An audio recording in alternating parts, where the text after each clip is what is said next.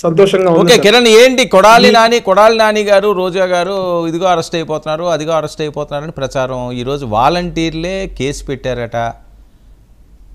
ఏంటి ఏమైనా టార్గెట్లా, లేకపోతే చట్టం తన పని తాను చేసుకుపోద్దని చెప్పి రెగ్యులర్గా వచ్చే డైలాగా? సార్, పవన్ కళ్యాణ్ గారు ఈ రోజున కాదు, రిజల్ట్స్ వచ్చిన రోజు నుంచి చెప్తా ఉన్నారు, ఎవరి మీద కక్ష సాధింపు చర్యలు ఉండవు, ఎవరి మీద బలవంతపు కేసులు బనాయించడం జరగదు, చట్టం తన పని తాను చేసుకుపోతుంది. ఎవరైతే ఒకవేళ నిజంగా బలవంతంగా దాడులు చేయాల్సి వస్తే, లేదంటే నిజంగా వాళ్ళ మీద కక్ష సాధింపు చర్యలు తీసుకోవాల్సి వస్తే, తీసుకుంటే గనక ఈ పాటికి కొడాలి నాని గారు అంత బహిరంగంగా మళ్ళీ ఆయన ఇంతకుముందు ఎలా ఏ స్టైల్లో మాట్లాడేవాళ్ళు ఇప్పుడు కూడా అదే స్టైల్లో మాట్లాడుతూ ఉన్నారు. నిజంగా కక్ష సాధింపు చర్యలు తీసుకుంటే ఆయన ఈ రోజున ఆ టోన్లో మాట్లాడే పరిస్థితి ఉండేది కాదు. మేము ఈ అధికారాన్ని, మాకు వచ్చిన అధికారాన్ని ఒక బాధ్యత కింద తీసుకుంటా ఉన్నాం సార్. మేము దీన్ని తలకెక్కించుకోలేదు. ప్రజలు అలా తలకెక్కించుకుని ఇష్టం వచ్చినట్టు ప్రవర్తించిన వాళ్ళని 151 నుంచి 11కు పడేశారు. సో అధికారం అనేది శాశ్వతం కాదు సార్, అధికారం అనేది శాశ్వతం కాదు. ప్రజలు మన మీద పెట్టుకున్న నమ్మకాన్ని వమ్ము చేయకుండా ఒళ్ళు దగ్గర పెట్టుకుని ప్రజలకి ఒక మంచి పరిపాలన అందించాలి, యువతకి ఉద్యోగాలు అందించాలి, ఆడవాళ్ళకి రక్షణ కల్పించాలి, చిన్నపిల్లలకు రక్షణ కల్పించాలి, రాష్ట్రాన్ని అభివృద్ధి పదంలో నడిపించాలని ఒక దృఢమైన సంకల్పంతో మా కూటమి ప్రభుత్వం ఈ రోజున ప్రమాణ స్వీకారం చేయడం జరిగింది. నిజంగా జగన్మోహన్ రెడ్డి గారు అనుకున్న స్థాయిలో కనుక మేము దాడులు చేస్తుంటే జగన్మోహన్ రెడ్డి గారు కానీ వైఎస్ఆర్సీపీ నాయకులు కానీ ఎవరో కూడా ఈ రోజున రోడ్డు మీద తిరిగే పరిస్థితి ఉండేది కాదు.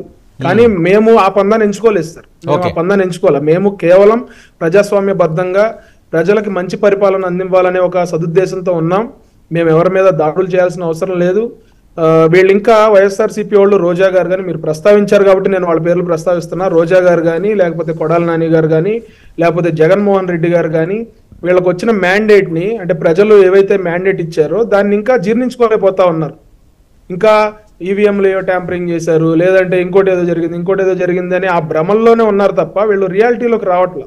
రియాలిటీలోకి వచ్చి ప్రజలు వీళ్ళని తిరస్కరించారు అనే ఒక నిజాన్ని వాళ్ళు జీర్ణించుకుని రేపొద్దున 29 ఎలక్షన్లో ఎలా మళ్ళీ పుంజుకోవాలి, 29 ఎలక్షన్స్ లో ఎలా మళ్ళీ పార్టీని నిలబెట్టుకోవాలనే దిశగా వాళ్ళు ప్రయత్నాలు చేస్తే అందరికీ బాగుంటది. కానీ ఇట్లా ఇంకా ఒకదంపుడు ఉపన్యాసాలు, లేదంటే కొడాలి నాని గారి లాగా బాధ్యతాయుతంగా ఇష్టం వచ్చినట్టు చంద్రబాబు నాయుడు గారిని నిన్నో ఇవాళ వీడియో కూడా నేను చూసాను, ఇష్టం వచ్చినట్టు మళ్ళీ మాట్లాడుతూ ఉన్నారు, ఆ కొంపలో దూరం ఈ కొంపలో దూరం అని. అది కరెక్ట్ కాదని చెప్పి నేను వైఎస్ఆర్సీపీ నాయకులందరికీ విజ్ఞప్తి చేస్తా ఉన్నా.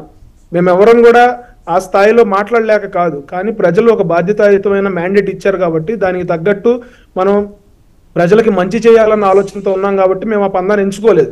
ఓకే, సో వాళ్ళందరూ నిజాన్ని తెలుసుకోవాలి, నిజాన్ని యాక్సెప్ట్ చేయాలి. 164 సీట్లు కూటమికి వచ్చాయి, 40% ఓటింగ్ వచ్చినందు మాత్రాన ప్రభుత్వం వచ్చేయాలని ఏముంది? మాకు 55% పైనే వచ్చింది. 40 వచ్చిన వాళ్ళకి అధికారం వస్తుందా, 55 పైన వచ్చిన వాళ్ళకి అధికారం వస్తుందో రోజా గారు తెలుసుకోవాలి. ఆవిడ మంత్రిగా పనిచేశారు, ఎమ్మెల్యేగా ఓడిపోయారు ఈసారి. సో రెట్రోస్పెక్ట్ చేసుకోవాలి, నెక్స్ట్ ఎలక్షన్ కి ఎలా వెళ్ళాలి, లేకపోతే ఈ 5 సంవత్సరాలు ప్రజల సమస్యల పట్ల పోరాటం చేయాలి అనేది వాళ్ళు రెట్రోస్పెక్ట్ చేసుకుని వాళ్ళు దానికి తగ్గట్టు వ్యవహరిస్తే బాగుంటది. కిరణ్, మీది 100% స్ట్రైక్ రేట్ కదా, మిమ్మల్ని చూసి నేర్చుకుంటారేమో, లేకపోతే మీరే చెప్తారు కానీ వాళ్ళు ఎలా చేస్తే బాగుంటది. మమ్మల్ని చూసి ఇప్పుడు నేర్చుకోవడం కాదు సార్, లాస్ట్ 5 years గా మేము వాళ్ళని నేర్చుకోమనే చెప్తా ఉన్నాం. అప్పుడు మీకు సక్సెస్ లేదు కదా, అప్పుడు మీకు సక్సెస్ లేదు కదా, ఇప్పుడు వచ్చింది కదా సక్సెస్, ఇప్పటి నుంచి నేర్చుకుంటారేమో. నేర్చుకోవాలి సార్. ఇప్పుడు చెప్తున్నది చిన్నోడా పెద్దోడా అనేది కాదు సార్, ఎవరు చెప్పినా అందులో మంచి ఉంటది, నేర్చుకోవచ్చు, తప్పులేదు. జగన్మోహన్ రెడ్డి గారికి కానీ, వైఎస్ఆర్సీపీ అధికార ప్రతినిధులకు కానీ లాస్ట్ 5 years గా మేము చాలా సార్లు చెప్పి చూసాం, మీ ప్రవర్తన వల్ల మీ పార్టీకి 2% ఓటు తగ్గుతుంది, అధికార ప్రతినిధులు హుందాగా బిహేవ్ చేయకపోవడం వల్ల మీ